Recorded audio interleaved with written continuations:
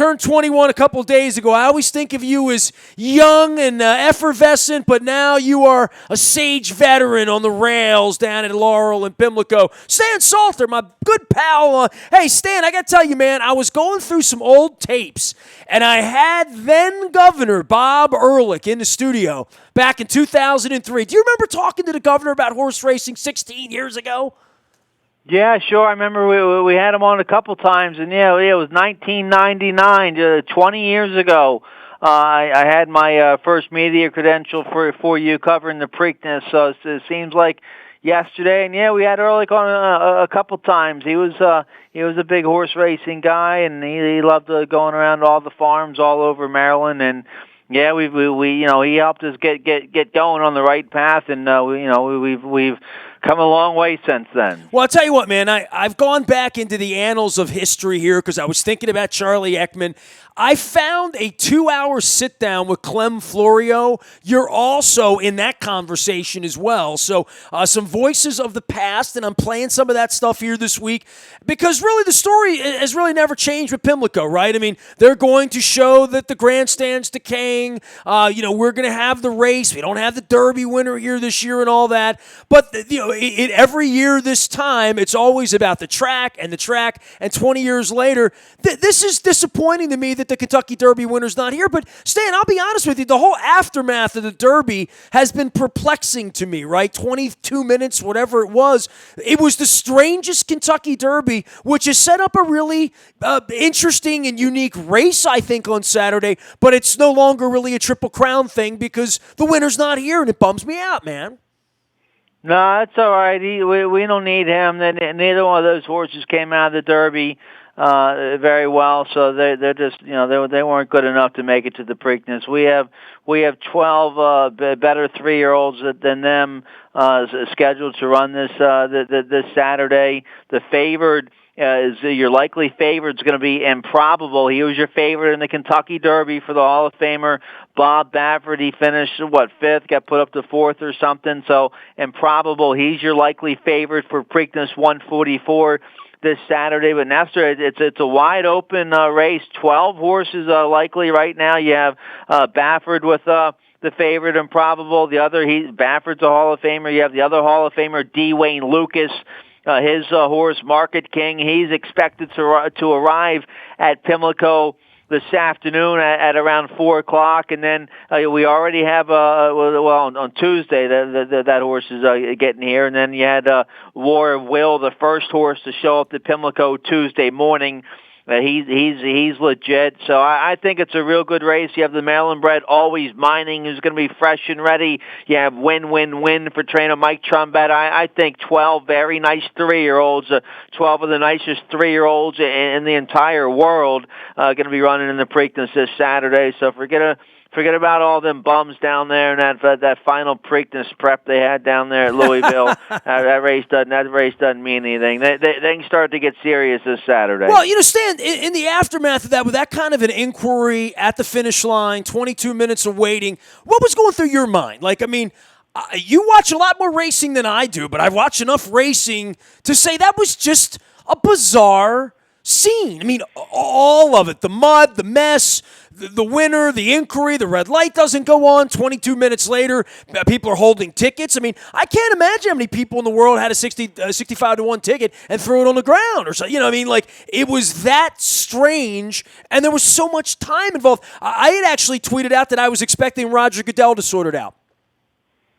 Yeah, no, Roger, but the sport could maybe use a commissioner, but fair enough. I agree with the takedown. I agree with the DQ. I mean, it would probably any other race the horse would have come down, so he had to come down. Just because of the Kentucky Derby, you can't leave him up. You thought it was egregious. You thought it was completely. In any other race, the horse would have been taken down.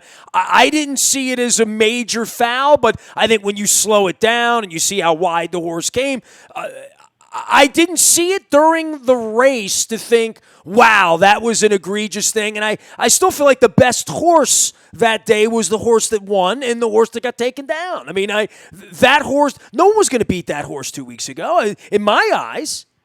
Yeah, man, he ran pretty good that day, maximum security, but he wasn't good enough to come back here and run in the Preakness. He's a bum, and the other horse that got put up, he ran all right, but he wasn't good. They both need a little time off. So they're both bums. They're not good enough for the Preakness, and that's a bumper car race down there with 20 horses. It's not a true horse race, and like you said, the horse, any other race, the horse would have come down. The jock was doing some good old-fashioned race riding. Don't believe any of that BS about him spooking at the some shadow or something. The guy was trying to float his competition wide. The jocks try it all the time, and most of the time they get away with it, but he tried it a little bit too much and didn't get away. He wouldn't have gotten away with it any other race, and so he couldn't in the Kentucky Derby. You feel bad because a lot of money was bet on maximum security. He was like 9-2. He was one of the favorites.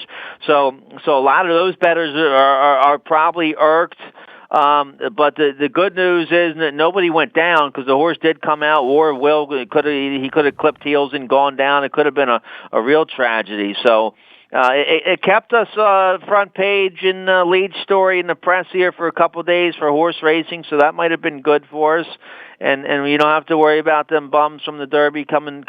We got a fresh field of top 3-year-olds for the Preakness this Saturday. Well, Stan Salter joining us from Maryland Horse Radio. You can follow him out on Twitter. Certainly follow him at the track this weekend and into the beyond. You mentioned the bad trips, and look, every year we get together at Preakness, and there's always horses that do ship here that had good trips or bad trips. It is, as you said, a bumper car race. That's what the Kentucky Derby in the modern era, when they're adding that extra gate out on the side as they've done. But Improbable was the best horse going in, so you could say that the horse that was thought to be the best horse 2 weeks ago is here. Weather aside, distance aside, bringing Bob Baffert in, who has always had himself a pretty nice crab cake, this certainly sets up for Improbable to get a lot of money on Saturday. Yeah, he'll probably be, I think, around 9-5. Keith Fusel, our odds maker, he said maybe at first he was thinking maybe 8-5, 9-5. Then he was thinking like maybe 9-5, 2-1, something like that. He'll be the favorite. He was a favorite in the Derby. He finished, ran okay, finished 5th, and you have the Bob Baffert factor. Mike Smith is going to ride him in the Preakness, so he'll definitely be your morning line favorite and your post time favorite. And remember, Baffert did this back in 2010, 2011 with Looking at Lucky, who was the favorite in the Kentucky Derby. Didn't win it, came back and won the Preakness. So Baffert's done this before, and it's great to have him in the race. It's great to have D. Wayne Lucas in the race, trainer Mark Casse, who showed up on Tuesday. You have trainer Brad Cox, an up-and-coming trainer with 2. You have a local trainer, Mike Trombetta, a local Baltimore guy, Mike Trombetta with Win. And you have a young a female trainer, Kelly Rubley, an up-and-coming trainer. She has a nice horse, the Maryland bred Always Mining, coming from Fair Hill up there in Cecil County. Always Mining. He won the Tessio. He gets a free ride into the Preakness. Everybody else has to pay to run. Always Mining. He gets a free ride into the Preakness. He's my pick. I'm going with the Maryland bred Always Mining to pull off the mile. He's not going to be that much of a long shot because he's run some big races, some big buyer speed figures. I think he might be around maybe around the 6-8-1 range, I think. Stan Salter joining us here from Maryland Horse Radio, getting ready for the Preakness here this week. If you have tuned in, you have heard the ghost of Preakness past and Clem Florio and Charlie Ekman and Bob Ehrlich when he was the governor talking about where the race would be run and all that. I'll say one thing, Stan. You've seen me down at Laurel. We've taken pictures. We've hung out. They certainly made a nice investment down there. It's a great place to go and visit and watch the races. You talked to the governor, I guess, 16 years ago, and man, you had statistics and numbers at your fingertips, literally, about the industry and talking about the industry. 16 years later, you're the voice of the track. You're there. You talk about racing all the time. You know about. Give me a state of where Maryland is in 2019. What should people know about horse racing in our state right now? Well, horse racing is doing very well. The investment that the state is partnered with the the horse industry, the racing industry, the Maryland Jockey Club, the Maryland Horse Breeders, the Maryland Thoroughbred Horsemen's Association, the investment that the state has made in the horse racing has given the state a pretty nice return on investment. The horse racing, the Maryland horse industry as a whole is a $2 billion industry in Maryland. It promotes and provides a lot of green space throughout the state of Maryland. It's one of the biggest categories in Maryland's big agricultural business. The breeding numbers are up. More mares are being bred here in Maryland. More foals, more stallions. That's more jobs on farms. That's more vans driving around. Putting gas in their tank, and then those Maryland breds they grow up and they run here in Maryland, and they try to the owners and breeders to they run and they make money, and then that money goes right back into the industry. So it's a money making industry for the state. A lot of horses. We have claiming races. The claiming game is very active in Maryland. A lot of horses are claimed out of claiming races in Maryland. The state of Maryland makes a fortune off of that. With 6, 7, 8%, whatever it is. That's like free money. They're making a fortune off just the sales tax on horses that are claimed on racing days here in Maryland. So the state's making a fortune off the industry. The industry's doing well, and Howard County's spending $100 million in the parking lot next to Laurel Park. Now, I haven't heard of any Park Heights $100 million investment up at Pimlico, so I'm not sure what's going on. I know the city did approve a $535 million TIF for Port Covington, and they're saying the Port Covington project's going to be like $5 billion. So that's nice what Baltimore's doing for South Baltimore, $5 billion to Port Covington. How about maybe starting at least with $100 million here in Park Heights, like Howard County is down at Laurel.